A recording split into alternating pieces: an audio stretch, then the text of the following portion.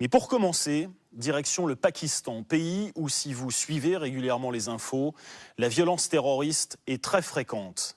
22 mai, Karachi, 7 morts. 15 mai, Quetta, 3 morts. 4 mai, district de Bajour, près de la frontière afghane, 16 morts. Une émission entière ne suffirait pas à égrener la liste complète des attentats. Qui sont les commanditaires? Al-Qaïda, les talibans, ça, on le sait. Qui sont les kamikazes? Et bien souvent, des enfants. Et ça, on le sait moins. Profil type, si l'on peut dire. Une petite tête gavée à longueur de journée de sourates du Coran enseignées dans les fameuses madrassas, les écoles religieuses. Certains bambins sont détournés de justesse de cette mort programmée. Leur témoignage est rare. Eh bien, notre équipe, composée de Julien Fouché et de Gary Grabli, a réussi à en recueillir. Voici leur enquête. C'était en janvier 2011, à Lahore, deuxième ville du Pakistan. Nous avions assisté, par hasard, à un attentat en pleine rue. Témoin involontaire de la violence ordinaire qui secoue le pays depuis 5 ans. Regardez, il vient d'avoir un attentat. Reculez, s'il vous plaît. Un attentat suicide. Les premières informations commençaient à circuler. Un kamikaze avait fait exploser près d'un barrage de police une bombe cachée dans son sac à dos. Une centaine de blessés, 15 morts. Des corps déchiquetés, éparpillés sur le sol.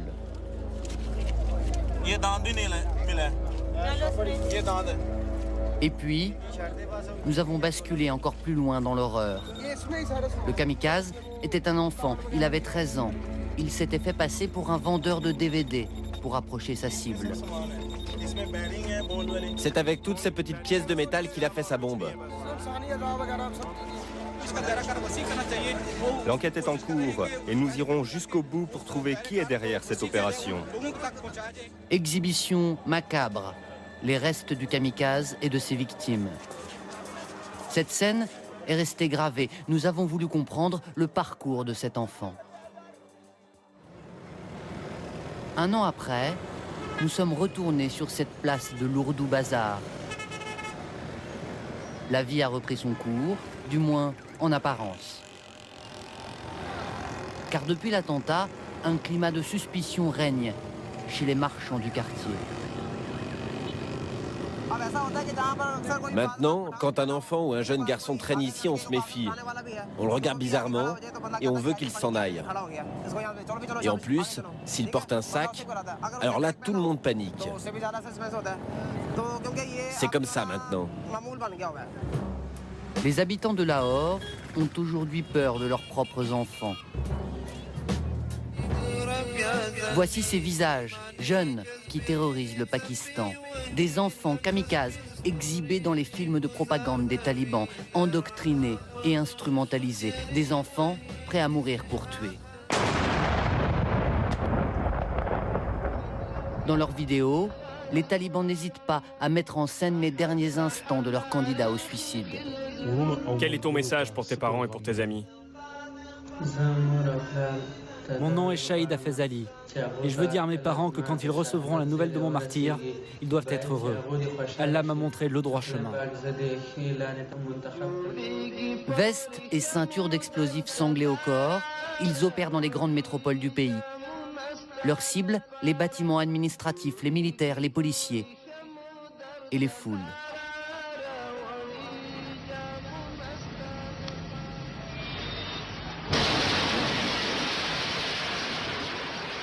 Ces enfants sont devenus en quelques années le nouveau bras armé des talibans. Les infidèles détruisent nos maisons et nos villages. Nous les égorgerons par derrière avec un couteau. Dieu doit les détruire, ces infidèles.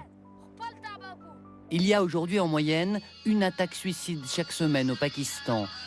Dans les cours de récréation, on imite même leurs faits d'armes.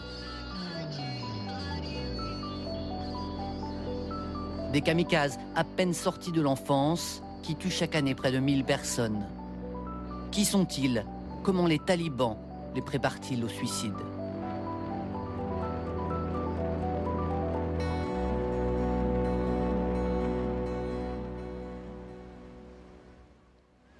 Notre enquête commence à Karachi, dans le sud du pays, une fourmilière de 20 millions d'habitants.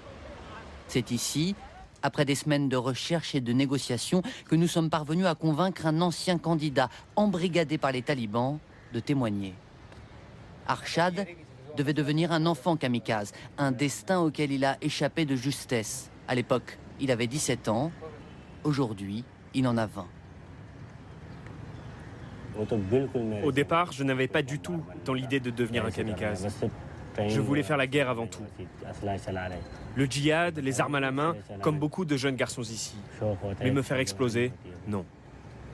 Arshad a bien voulu nous raconter son histoire en compagnie d'Abiboula, son oncle, dans un endroit anonyme, un stade du centre-ville de Karachi, loin de son quartier. Arshad craint aujourd'hui pour sa vie. Il a témoigné contre ceux qui voulaient faire de lui une bombe humaine. Depuis, son oncle veille sur lui. Je me sens responsable de ce qui est arrivé. Je n'ai pas fait assez attention à lui. La plupart du temps, il avait l'habitude de rester enfermé à la maison. Il ne sortait pas. Il avait peut-être honte de son handicap au pied et d'avoir été abandonné par son père. Arshad, l'enfant solitaire, a 15 ans quand il se tourne alors vers la religion. Il se met à suivre des cours dans l'école de la mosquée du quartier. C'est dans une madrasa qu'il se fait repérer par un recruteur taliban infiltré parmi les fidèles. J'étais un gamin. Il t'a bourré le crâne avec le paradis. C'est vrai, avec cet homme, j'ai eu de longues conversations sur la religion. Il m'a fait réciter des versets du Coran, il m'a parlé de la guerre en Afghanistan. En fait, il me manipulait et me préparait mentalement. C'est tout ce que je peux dire aujourd'hui. Il lui disait « Tu es un orphelin, tu as la polio. À quoi tu sers ici, dans ce monde? Tu ferais mieux de te sacrifier pour ta religion. » Voilà comment cet homme lui a lavé le cerveau. C'est le début d'un long processus d'endoctrinement qui va durer plusieurs mois. Le recruteur d'Arshad a depuis été arrêté par la police. Nous sommes allés à la rencontre de l'homme qui a organisé le coup de filet. Le voici, le patron de la brigade anticriminelle de Karachi. C'est lui qui a personnellement interrogé le recruteur d'enfants. C'est beaucoup plus dur d'interroger un taliban qu'un criminel. Pourquoi ? Vous savez, ça prend beaucoup plus de temps avant qu'il ne passe aux aveux. Les talibans se fabriquent une carapace. Ils ont un moral d'acier. Et surtout, ils n'ont absolument pas peur de la mort. Il a fallu 2 jours entiers à Chaudhry Aslam pour faire craquer le recruteur taliban. La première chose qu'il a avoué, c'est qu'il entreposait des explosifs chez lui pour les kamikazes. Puis il a confirmé qu'il recrutait des enfants. Ce recruteur avait ciblé 7 enfants, parmi lesquels le jeune Arshad. Tous ont été recrutés ici, dans ce district de Karachi, le quartier Pashtun, du nom de l'ethnie principale des talibans. Les 7 enfants devaient être transformés en kamikazes. Sans relais sur place, c'est une zone impossible à pénétrer pour des journalistes étrangers. C'est donc le chef du quartier, Bachir Jan, qui nous guide avec son escorte armée dans les ruelles étroites. À l'image de la ville, ici, plus des 3/4 des habitants ont moins de 30 ans. C'est la pauvreté qui explique l'influence des talibans. Moi, j'envoie mes enfants à l'école et je préfère ne pas les envoyer à la madrasa. Mais vous savez, ici, il y a des familles qui comptent jusqu'à 15 enfants. Ils n'ont pas le choix. Les madrasas, un enseignement gratuit qui serait la première étape de la filière de recrutement des enfants kamikazes. Voici celle où Arshad a suivi des cours et a rencontré son recruteur. Nous voulions voir le directeur. Sans explication, nous n'allons pas pouvoir nous y rendre. À la place, c'est une autre mosquée que nous sommes invités à découvrir, située quelques ruelles plus loin. Voici le mollah, à Fizoulak. À l'étage, le bruit lancinant des prières. 200 élèves qui étudient le Coran. 14 heures par jour.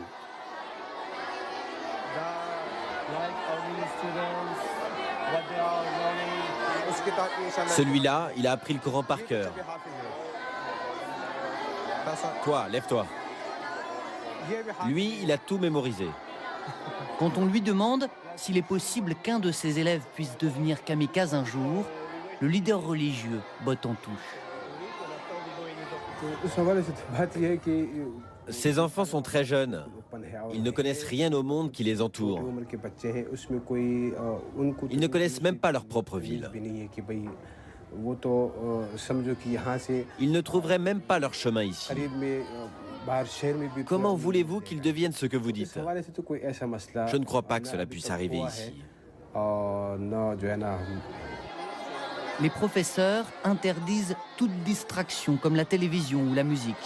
Aucune influence du monde extérieur et une pratique rigoriste de l'islam. À l'écart, nous interrogeons les enfants et leur discours est déjà bien rodé. Ici, grâce à la madrasa, nous irons directement au paradis. Tous les jours, à 18 h, la madrasa se transforme en mosquée ouverte à tous. Des hommes arrivent et se mélangent aux enfants.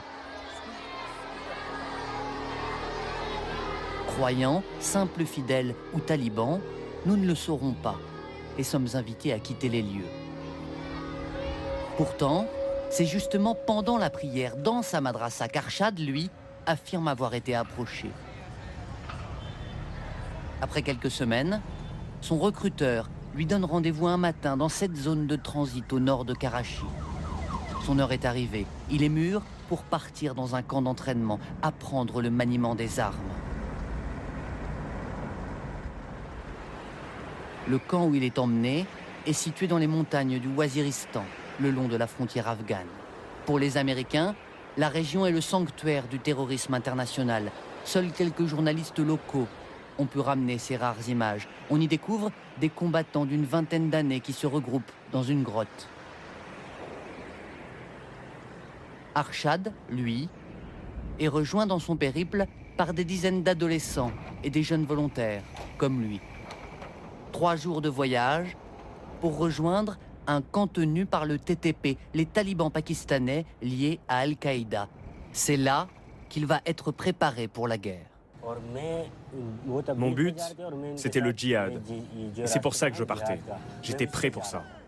Ce camp d'entraînement des talibans pakistanais a été filmé l'année dernière par les talibans eux-mêmes à la demande d'un journaliste local.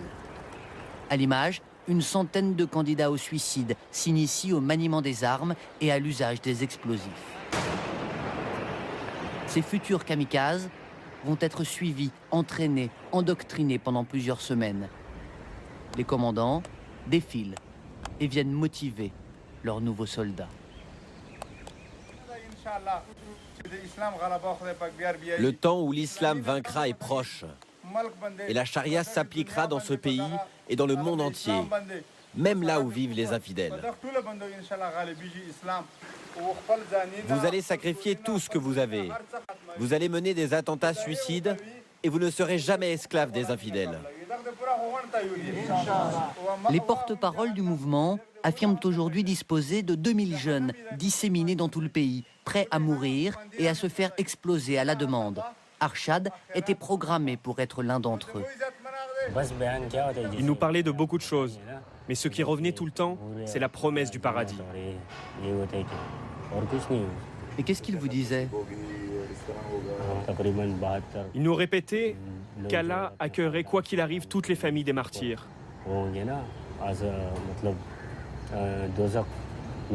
Et que nous irions au paradis. Et que nous aurions des vierges qui nous y attendraient. Mais le djihad d'Arshad va tourner court. Son camp d'entraînement est bombardé par des drones de l'armée américaine. Arshad survit miraculeusement, puis rentre chez son oncle à Karachi. Je n'ai jamais eu le courage de lui poser des questions comme vous. Pourquoi il est allé là-bas? Comment en est-il revenu? C'est fini maintenant. Aujourd'hui, je ne suis plus embrigadé. Mon esprit est libre et j'ai les idées claires. Mais par contre, le combat de ces groupes armés, je ne peux pas vous dire s'il est justifié ou s'il est condamnable. Ce qui est certain, c'est que je n'ai jamais eu l'intention de tuer quelqu'un, je ne l'avais même pas envisagé. La situation était complètement folle, j'étais dépassé, j'étais perdu au milieu de tout ça. D'autres jeunes iront jusqu'au bout de leur démarche suicidaire. Nombreux sont ceux qui ont été contraints de franchir ces montagnes pour aller se faire exploser à Kandahar, dans le sud de l'Afghanistan. Lorsque nous arrivons en ville, justement, une colonne de fumée s'élève dans le ciel. Les talibans viennent de lancer 2 kamikazes sur un commissariat. Depuis le début de l'année, 20 candidats au suicide ont été arrêtés par les autorités de la province. Ceux qui ont moins de 13 ans ont été directement reconduits dans leur famille, trop jeunes pour la prison, disent les autorités.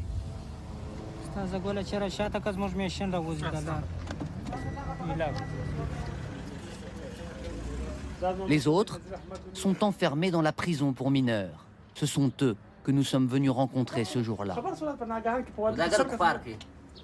Derrière les grilles, une trentaine d'adolescents croupissent dans 2 cellules insalubres de 15 mètres carrés.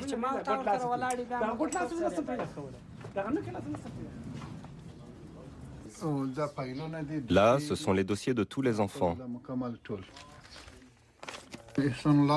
Voici celui d'Isanoula. Il a été arrêté aux environs de Kandahar. Il a 14 ans et c'est le plus jeune ici dans cette prison.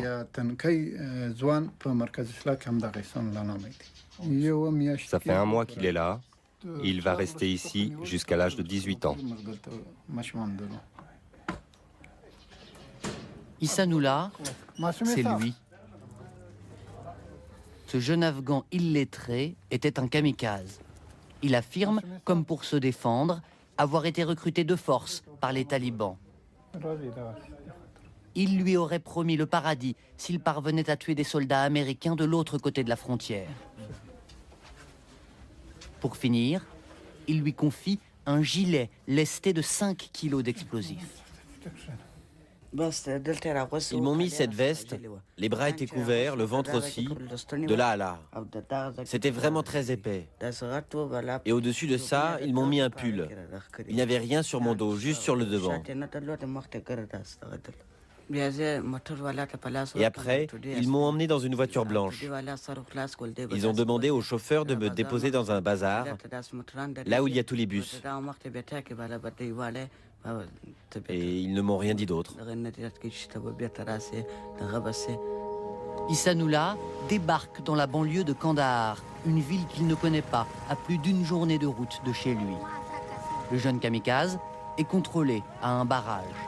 Les policiers le fouillent et trouvent rapidement sa veste d'explosifs. Isanoula a la vie sauve, car il n'oppose aucune résistance. Les talibans, tu les aimes bien? Non, je ne pense pas que ce soit des gens bien. Et les Américains? Je ne sais pas, parce que je ne les ai jamais vus. Maintenant, la guerre, elle se fait comme ça, avec des enfants complètement inconscients de ce qu'ils sont en train de faire. Les talibans, ils sont prêts à tout pour atteindre leur cible. C'est cela qui compte avant tout pour eux et rien d'autre, peu importe les moyens. Isanoula sera transféré dans une prison pour adultes à sa majorité. Certains kamikazes peuvent passer 15 années de leur vie derrière les barreaux. Alors y a-t-il une alternative à la prison pour ces enfants kamikazes? Notre enquête se poursuit dans le nord du Pakistan, dans la vallée de Swat. Aujourd'hui, une expérience unique est menée par les militaires dans ce centre de rééducation. Une centaine de jeunes âgés de 14 à 20 ans, tous anciens talibans ou kamikazes. Les militaires tentent de les déradicaliser. À l'origine du projet, une psychologue, Feria Peracha. Une mère de remplacement pour ces djihadistes repentis. Elle ne souhaite pas que nous parlions directement aux écoliers. Nous avons seulement pu filmer, à travers une vitre sans teint, une de ses consultations. L'ancien kamikaze qu'elle voit ce matin a 16 ans, 3 années chez les talibans, avant d'être arrêté avec une ceinture d'explosifs dans une mosquée. Comment ça va? Le moral, ça va mieux? Non. J'ai vraiment mal parfois. Je suis mal. Quand je suis seul, j'ai ces pensées horribles et je ne veux en parler à personne. Je veux que tu oublies le passé, comme un livre que tu as lu et que tu as oublié. Et il y a plein d'autres livres après tout cela qui vont te rendre heureux. Où sont tes amis? Tu as des nouvelles d'eux depuis que tu es ici? Moustak, c'était mon meilleur ami. Et il est où maintenant? Il était en Afghanistan, il a été tué. Tué? Il était terroriste? Oui. Et tu avais d'autres amis à part lui? J'en avais 2 autres. Ils étaient à l'école avec moi. Et ils sont où maintenant?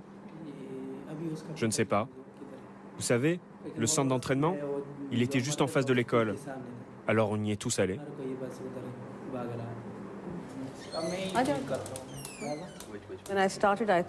Quand j'ai commencé, je pensais que les kamikazes étaient le plus haut grade dans la hiérarchie des talibans. En fait, tout en bas, il y a les esclaves qui font les travaux de base. Construire des routes, des tunnels, nettoyer des chaussures, les toilettes. On leur dit, vous n'êtes rien. Juste au-dessus, c'est les kamikazes, et bien plus haut, les combattants. Donc les kamikazes sont très bas dans la hiérarchie. Très bas, parce que vous n'avez rien à décider. Vous devez juste mourir. Je n'ai jamais vu un seul enfant éduqué qui a voulu devenir un kamikaze. Aider ces anciens djihadistes à tourner la page d'une enfance passée chez les talibans. Cela peut prendre quelques mois ou plusieurs années. Tous les matins, salut au drapeau pakistanais et chansons patriotiques. Près de 300 adolescents sont passés par cette école depuis son ouverture il y a 3 ans. Certains ont appris un nouveau métier ou découvrent la musique qui leur était interdite.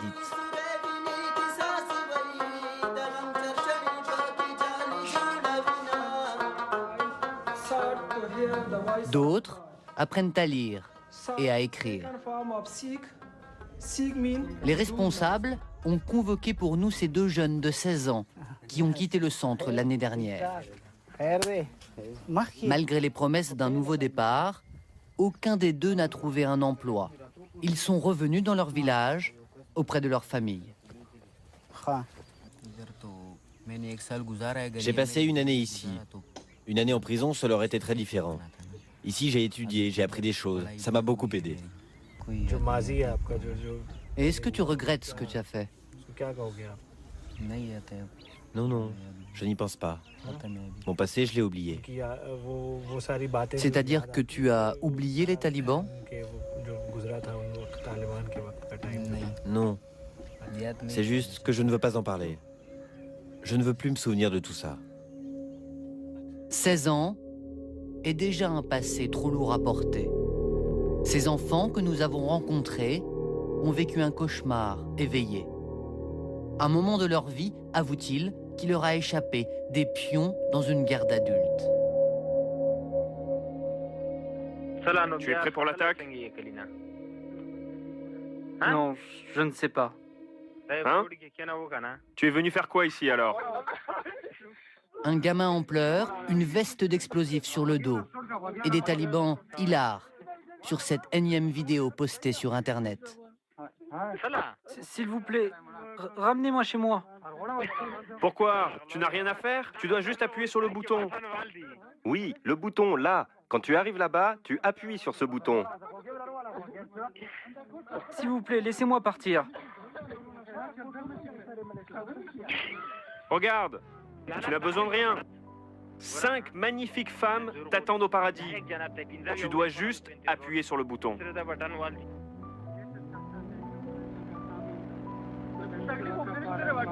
Je n'ai même pas prévenu ma famille. Je n'ai prévenu personne. Personne ne sait si ce jeune homme a obéi et s'il est allé au bout de sa mission. Une partie de ces enfants sacrifiés termine dans un endroit unique au monde. En plein désert, dans le sud de l'Afghanistan, nous avons découvert ce cimetière, des tombes alignées, balayées par le vent.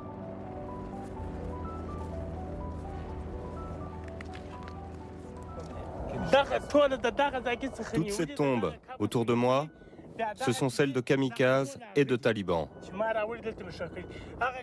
que personne n'a reconnus, qui n'ont pas été identifiés. Des cadavres anonymes, méconnaissables, remis à ce grand-père de 65 ans, Abdul Hakim, adoubé par les talibans pour enterrer leurs martyrs. Ça, c'est la dernière personne que j'ai enterrée.